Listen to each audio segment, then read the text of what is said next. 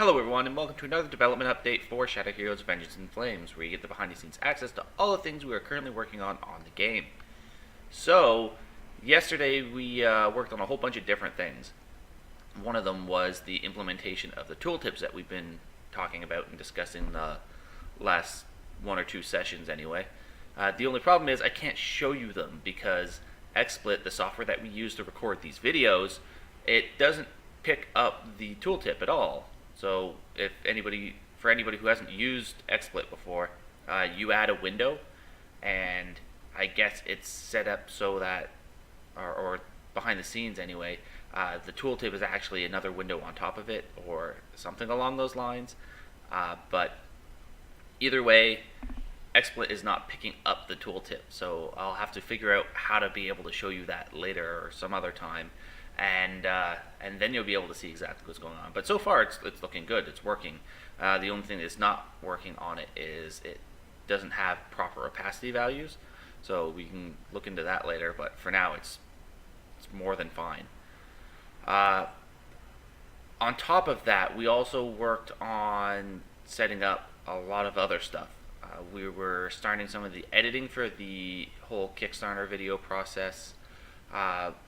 More flash fictions and everything came in, and started working on recording some of the other videos that we need.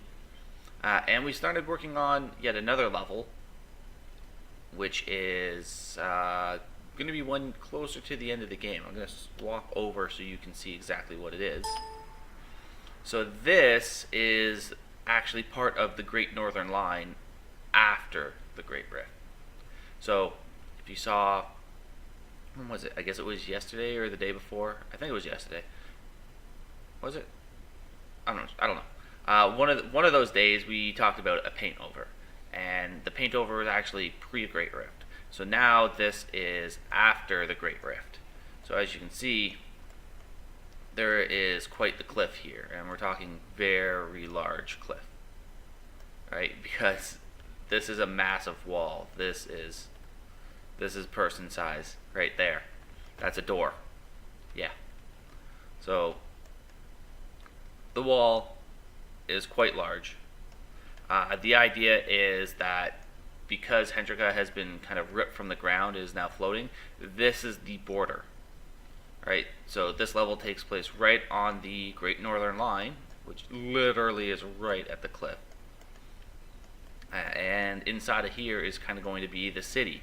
Now there's no city yet, but there will be. And as you can see over here, we got a couple houses started. But the way it's going to work is, well, at least in the terms of how it does work in the Republic of the Three Towers, the higher up, literally the higher up you are, the more important that you are. That's why it's militaristic, and they take the term the higher ups very literally. So the higher you are here, and the closer you are to the central tower, the more important you are, the bigger your house is, that type of stuff. So all up here is going to be like richer people houses, and as you kind of move further and further away from the tower, you're going to get kind of less important people, well, not really less important, but less wealthy, less influential people. I want to make like a little park or something down here, just something to add some greenery to the scene, because right now it's very dark and dismal, very foggy, mostly because the idea is you are supposed to be in the clouds and you're getting a lot of overlay, though that can easily be, I think that can easily be removed with the exponential height fog. No, that's the one that's actually required. The atmospheric fog is the one that isn't, which also turns off the sun.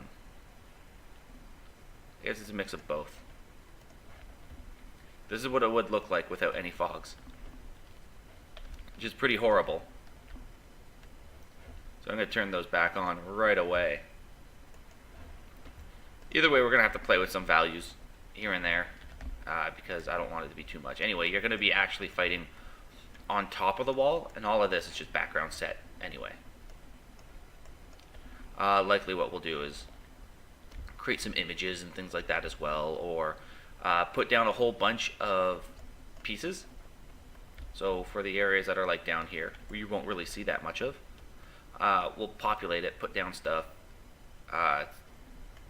Doesn't have to be perfect, but we will put it down. Then we'll take a screenshot of it and use a single plane, and that single plane will end up being what's rendered, because you're never going to make it down here. You're never going to actually see anything in great detail.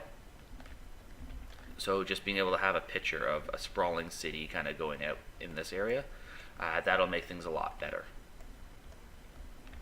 And just to get some of these as a base in order to create that picture, that's really all we need.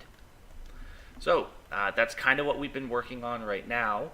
Today we're going to be doing a whole lot of editing. At least I'll be doing a whole lot of editing.